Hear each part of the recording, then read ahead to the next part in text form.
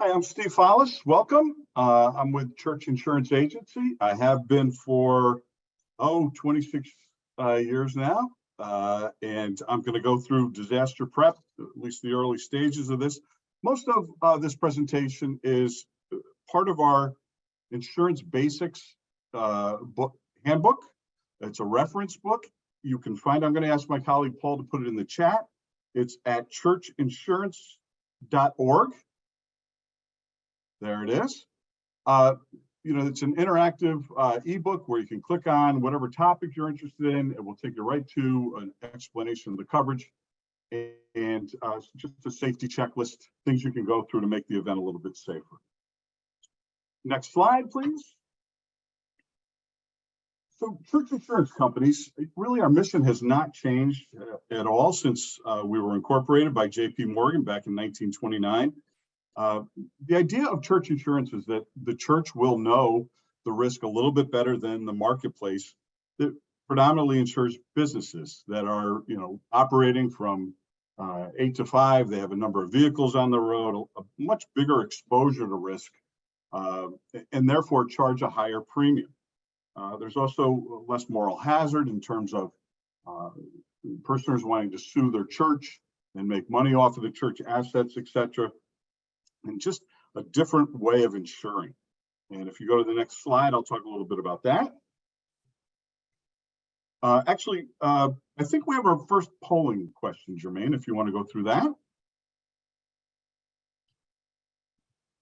On average, how many claims does church insurance receive each year? Please choose one. And Jermaine, you'll let me know when time is up. Yeah, we'll give everyone about 10 more seconds. All right.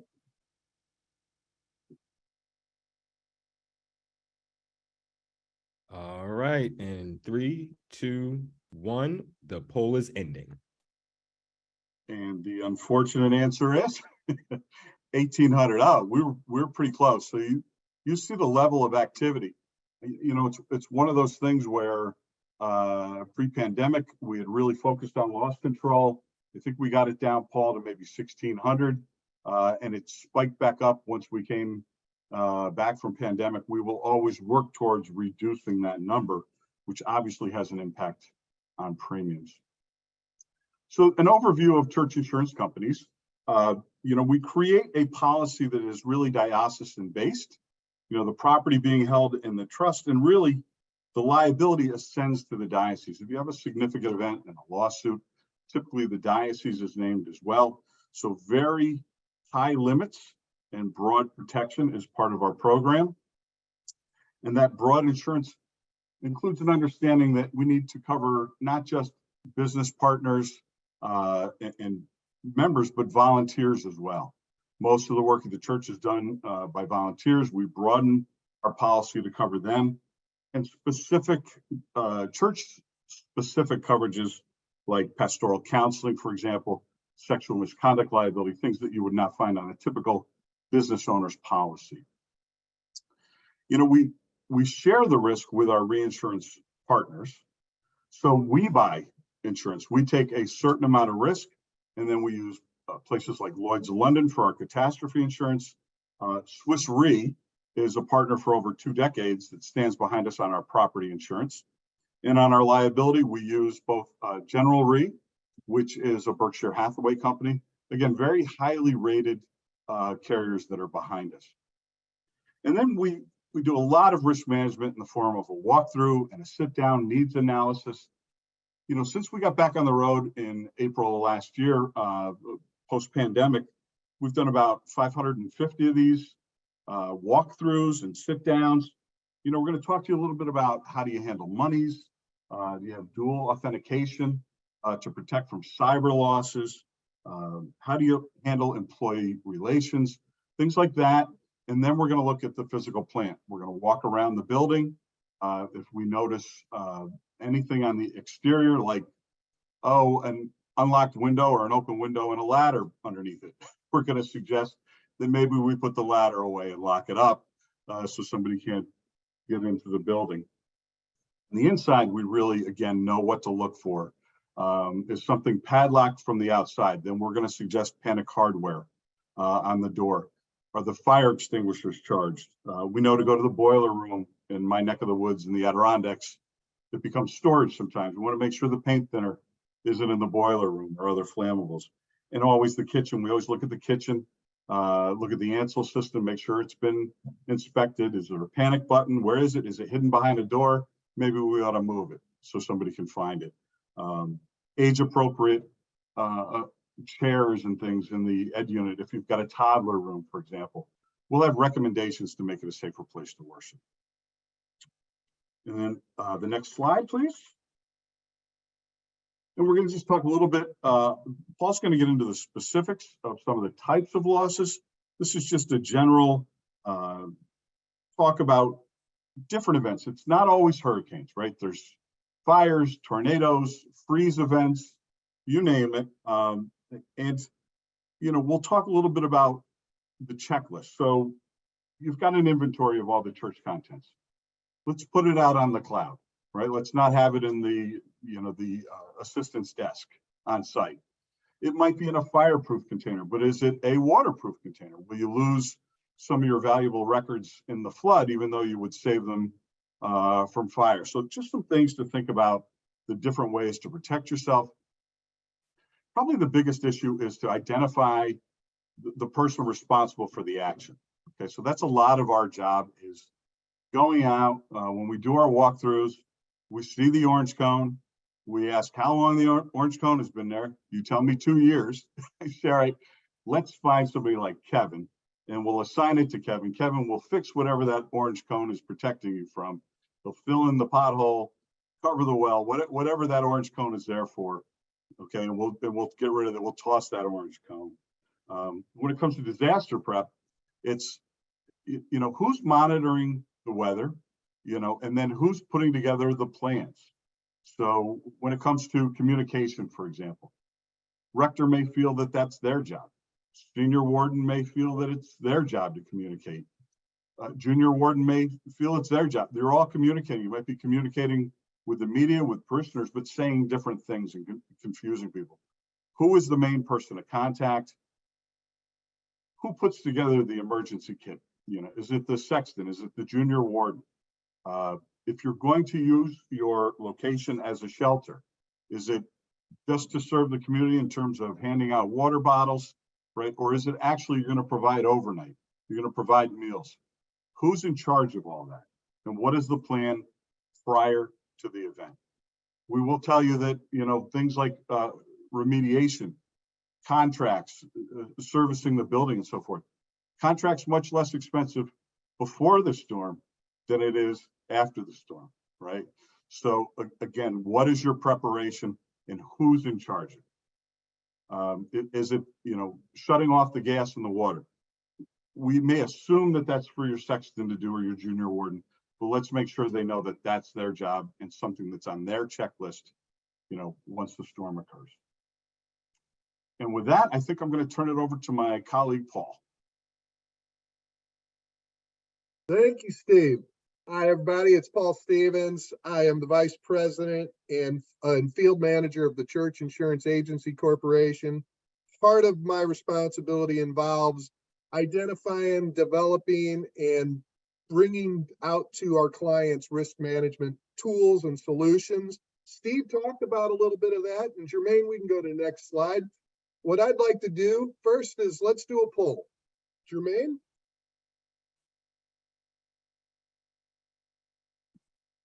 The Great Blizzard of 1888 created snowdrifts that were how many feet high? Make your choice. Steve was in junior high. He remembers the storm well. Panelists can't answer, Paul. And Jermaine will let us know when it's time to reveal the answer. All right, about 5 more seconds. All right. And the poll is closing. Let's see what we have here. Survey says, well, most people pick 20 feet. Believe it or not, the answer is 50 feet. Snowdrifts that were 50 feet high. And this was a storm, I had to do a little research on it. It went from Chesapeake Bay all the way up to Maine. So it was a significant event. Use that to kind of get into some nuts and bolts, actionable, tangible actions you can take to prepare for 4 different events that I'm going to kind of cover here. Now, some of these are specific to certain areas. Most of them have an impact potentially everywhere. So we'll start with winter storms. You know, in 2021, for example, we had a huge freeze event, and it froze pipes from Texas all the way up into New York State. So a big piece of the country affected by it, and obviously a lot of our churches. What we've learned from that, or what are some things, like Steve said, what are some things you can tangibly do to prevent or reduce the claim? And a couple things raise their hand in these type of events. First would be trimming trees that are adjacent to the structure. So as you see in the picture, big, beautiful trees. Usually when we have older, big, beautiful church buildings, we have big, beautiful trees next to them.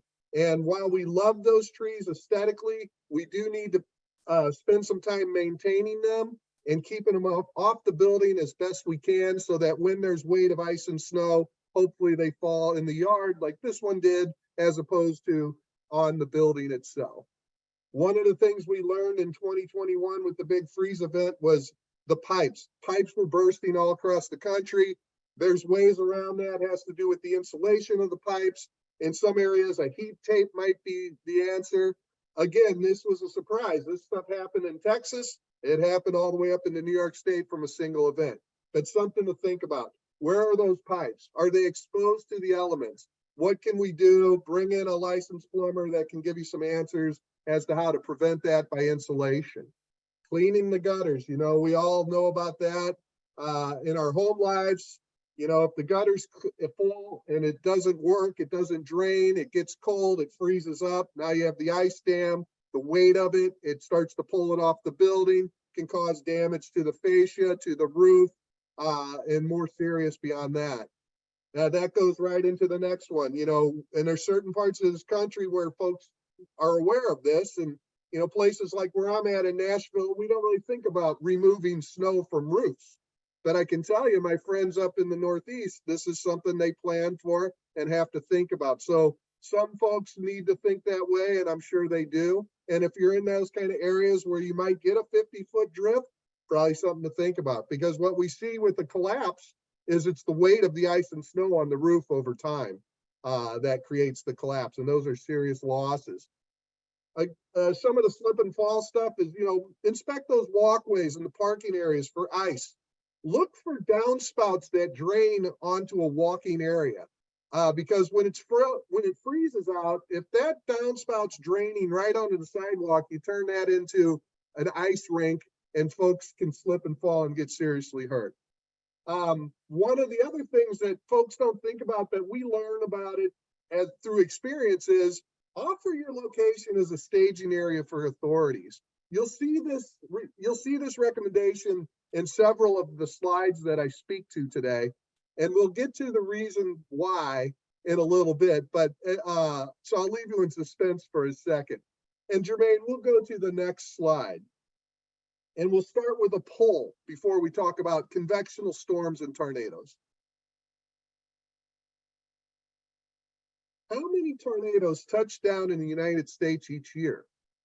Less than 150, 350, 675, 825, or more than 1,000?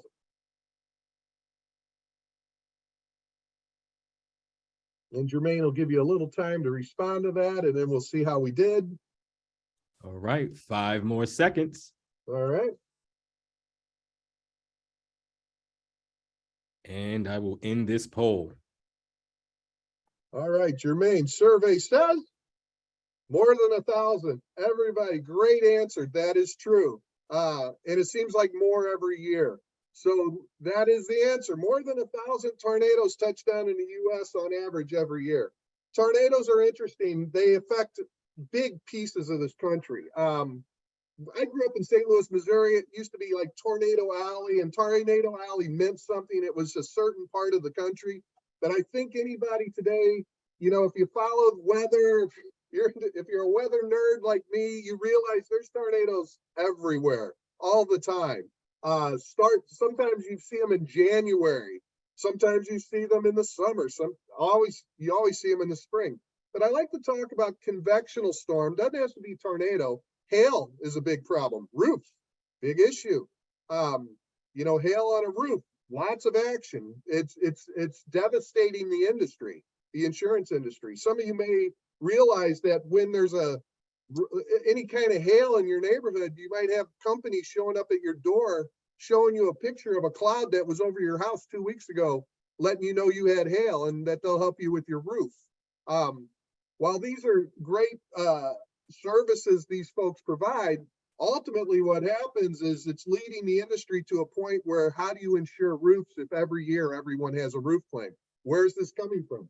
Convectional storms. Where is this coming from? We could get into the deep dive of what the experts say about the impact of climate change. It's a little beyond my scope today, but you can kind of get a drift for how this is all interrelated. So convectional storms happen anywhere USA. They're unpredictable. They're fast moving. But what can we do? What are some tangible things we can do to be ready for convectional storm or tornadoes? So imagine yourself, it's Sunday, you're at church, Sunday services, sirens go off. Are you prepared? Do you know what to do? Is there a plan? Is there leadership? So these are things we can think about in advance. Even though a tornado is unpredictable, we do know that most of us are susceptible to them. So to have a plan out front is a good idea. So things, and that risk management doesn't have to be hard. We just have to start, right? We have to identify risks that might happen to us and come up with some common sense ways to address it. Doesn't have to be hard. Like appoint someone to monitor the weather. Who's in charge of that? Okay, we find somebody to do that. Where are we going to shelter? If the siren goes off during mass, where are we going to shelter?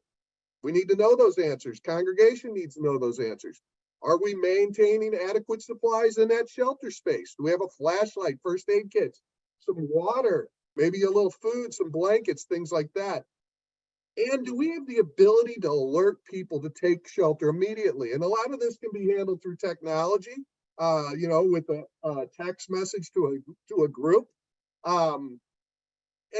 This stuff, a lot of this stuff comes down to a vestry. And we have the example of the good people at St. Luke's.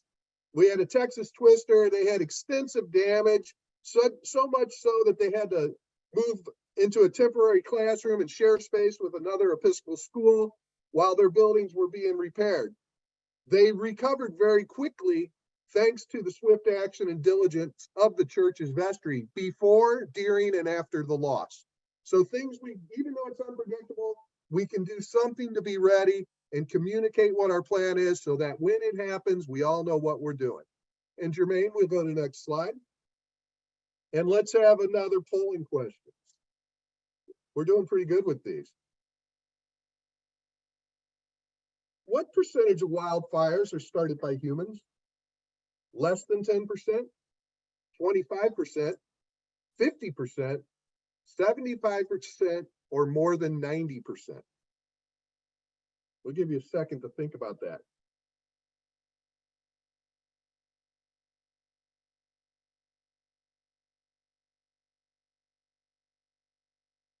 And 5 more seconds. Okay. Closing the poll. Thank you. And let's see how we did. All right. So the answer is more than 90%. So a lot of us said 75%, but the answer is actually more than 90% of all wildfires are started by humans, which that's a whole different conversation. So totally preventable, right? But let's get past prevention in this case. The wildfire has started. Can happen anywhere. People like to think, oh, this is something that happens out west. This isn't going to happen in Peoria. This isn't going to happen in Des Moines, but I'll remind you that the biggest wildfire so far this year that I'm aware of happened in Canada. And we all saw it on the news. And if you were in certain northern cities, you saw the smoke in the air from Canada. So these really, truly can happen anywhere. What are some things that we can do that are tangible if we're at risk for wildfire? And folks out west who are really into this, they've been doing this a long time, they know a lot of this stuff. Some of us folks who are more in the Midwest, this is a little new to us. Other parts of the country might be new to you. What we can do? We can create a zone to impede fire spread. What's that mean? That means removing dry brush and other materials that are fuel. They burn easily. So a lot of it's brush. So you'll hear about, hey, you got to keep all that brush off the ground away from the building. Now here comes that suggestion again. Offer the location as a staging area for authorities. Still wondering about that. And we're going to get to that in a second. A big one for everybody here. Do not fight the wildfire. Let the experts do their job. For the experts to do their jobs, we have to follow evacuation orders. We can't be in the way and actually make it more dangerous for the professional to come in and save the building, save life and property because we are in their way. So we want to follow local authority evacuation orders. Don't try to fight the fire yourself. And then the last thing, another thing for your kit, some respirators or dust masks. So if the fire is happening, even if it isn't approaching your building, the smoke is thick and you don't want to be breathing it. So you want to have a supply of some sort of dust mask that you can use if you need to. And so let's get back to that offer location as a staging area for authorities. Campfire at Paradise, California. St. Nicholas suffered only minor damage after the fire department used the property as a staging area. That makes sense to me. The fire department's already there. All right, they're putting water on that fire immediately. It's not, hey, our building's on fire, someone come on out here. They were there already. And because of that, they didn't lose the building. They suffered minor damage. So wildfires can happen everywhere. And then we'll go to the last one that I want to speak to before handing it off to Kevin Smith. And Jermaine, next slide, we'll talk about hurricanes, also known as named storms. We've got a survey question for this one as well, I believe, Jermaine. All right. When does hurricane season occur? Between June and October, between August and October, between June and November, between July and September, between July and November.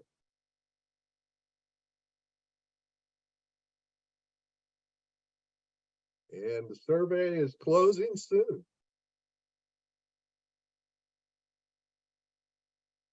And let's see how we did. The answer is June and November. Everybody did really well on that. It's a big, wide season. It starts early, it ends late.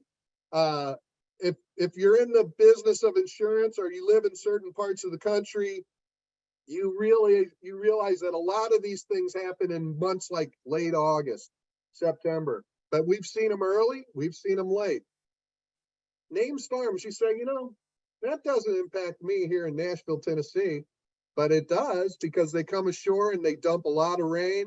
They sit over places and just move at a very slow pace with a lot of power and energy and mainly water. So they come inland, do a lot of damage. Also, keep in mind, 38% of all Episcopal churches are within 10 miles of the coast. That starts in Maine and ends in Galveston. So named storms are a big thing for a lot of people. What do we know? Data tells us that storms are becoming more frequent and more severe. And we see that industry responding to that, specifically reinsurers who aren't necessarily jumping up and down to invest in this business. A lot of it has to do with the unknowable of storms, both convectional and in this case, named storms, hurricanes.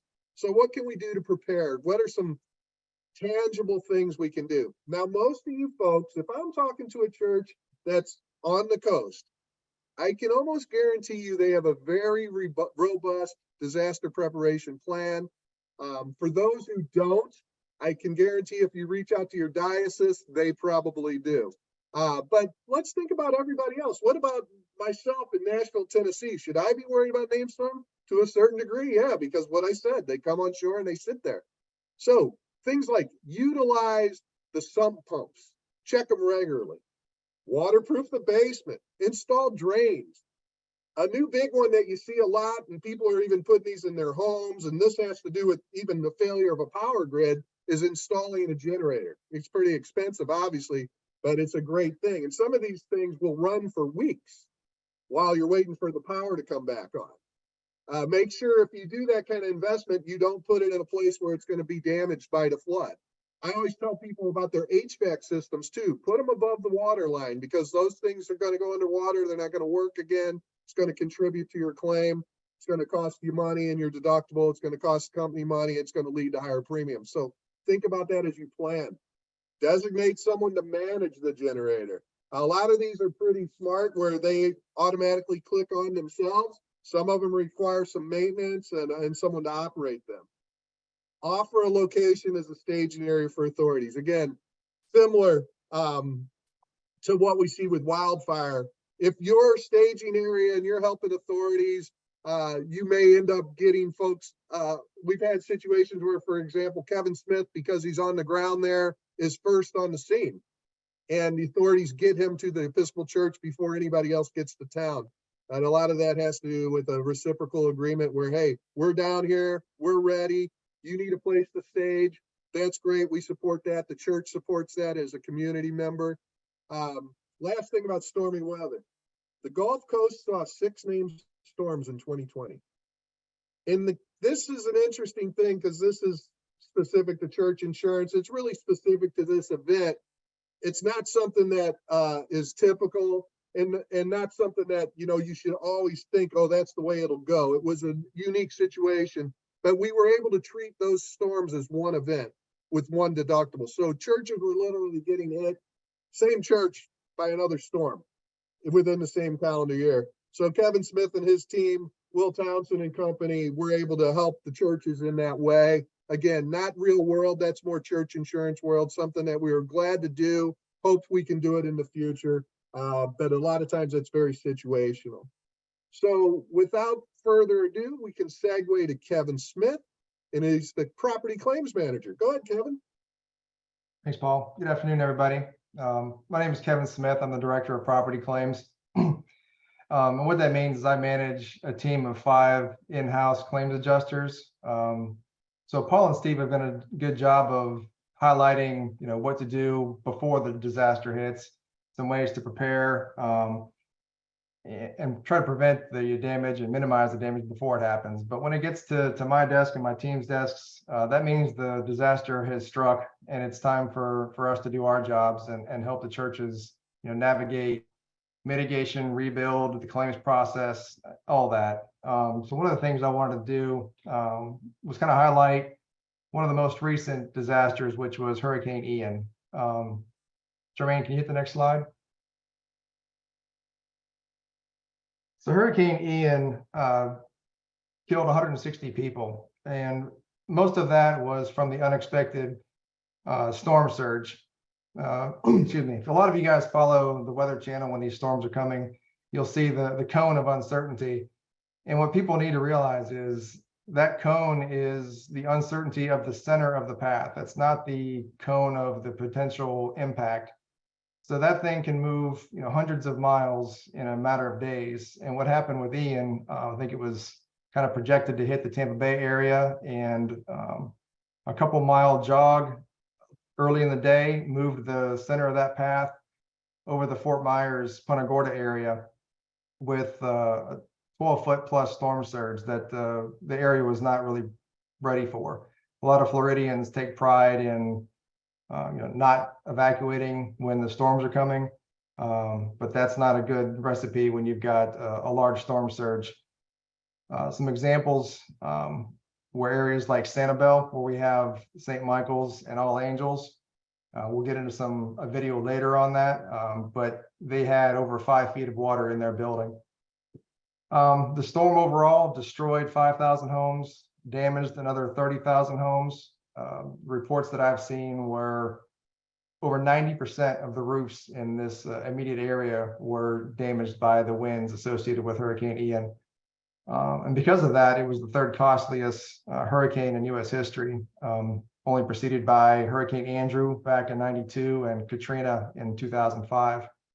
Overall, this storm caused $113 billion in damages. And church insurance, it was a big storm for church insurance also. We paid or incurred about $18 million in damages. And for a company that only insures Episcopal churches, it was a large event for us. There was over 53 claims in Florida alone, and 9 of those sustained both flood and wind damage. I still have a lot of contacts and friends that still work in the homeowner and commercial property claims for other carriers in Florida. And one of the comments they made was that they weren't as busy as they have been with previous hurricanes because so much of the damage was related to flood. And the reason for that is regular homeowners and commercial carriers do not offer flood insurance. You have to buy that through the National Flood Insurance Program. But your policy with Church Insurance does offer $1 million of flood coverage as part of the package. And that was definitely used in this particular storm to the tune of about $9 or $10 million of flood damage.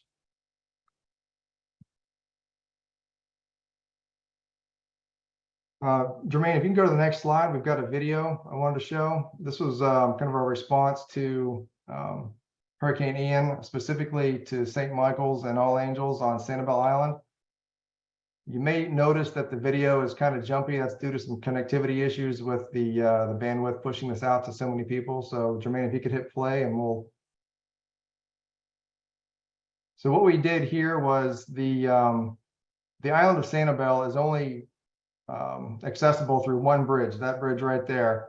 And the storm surge washed away much of the causeway. A lot of the bridge sections collapsed. So Reverend Van Oss was able to arrange, one of his parishioners was a charter fisherman, and had that boat take Reverend Van Oss, his wife, some parishioners, our local field adjuster, the contractor, and myself. Jermaine, if you could pause here. Yeah. To get out to this island, we took this boat.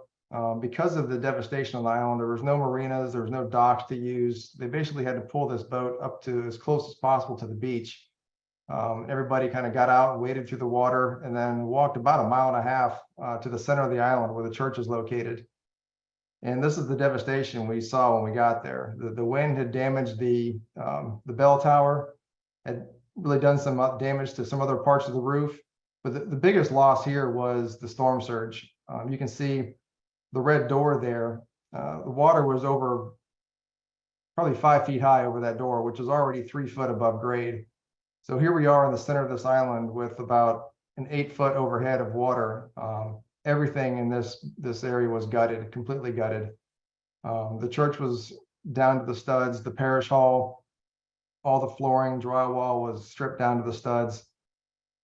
Jermaine, go ahead and hit play.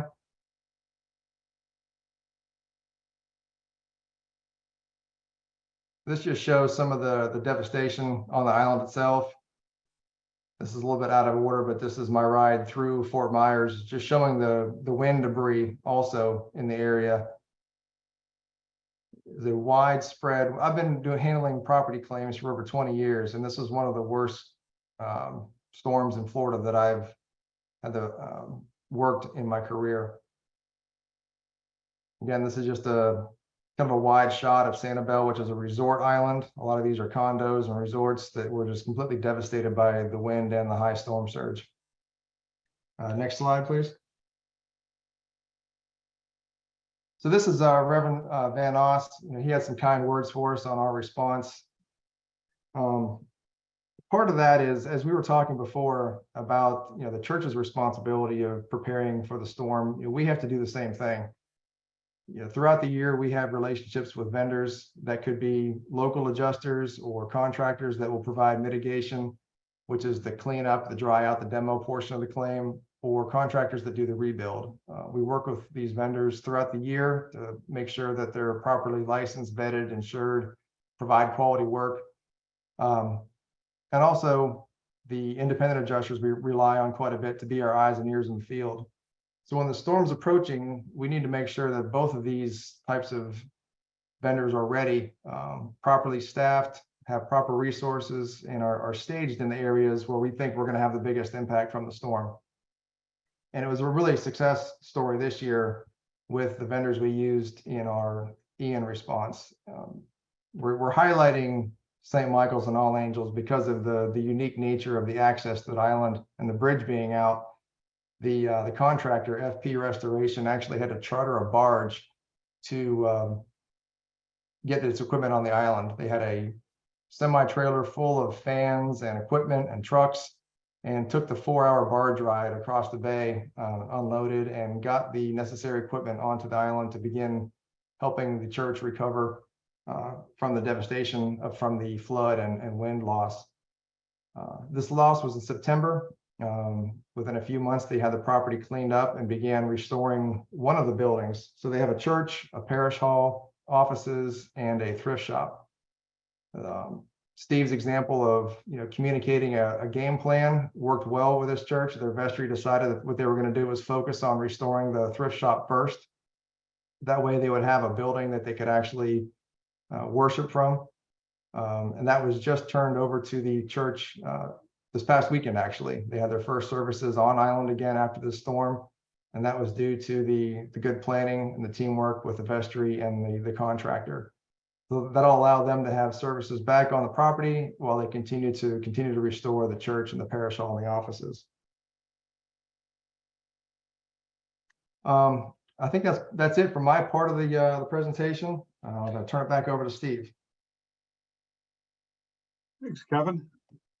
I'm going to get to Q&A, so I'll just say that a couple questions about the handbook. As I said, it's on churchinsurance.org. It's also a print version, if that's something you like. There's a question, yes, you can download it from the website, but we can also send you a print copy. If you want to call our customer service number, Paul, maybe you can put that in the chat. That's 800-293-3525. That's our number that, rings central, follows the sun, always available during business hours. You get billing questions answered there. Claims, you can connect to Kevin through that number as well. Doug Horner, you asked if we can share the deck, and Lori will share the deck after this. We can also send everybody an electronic copy.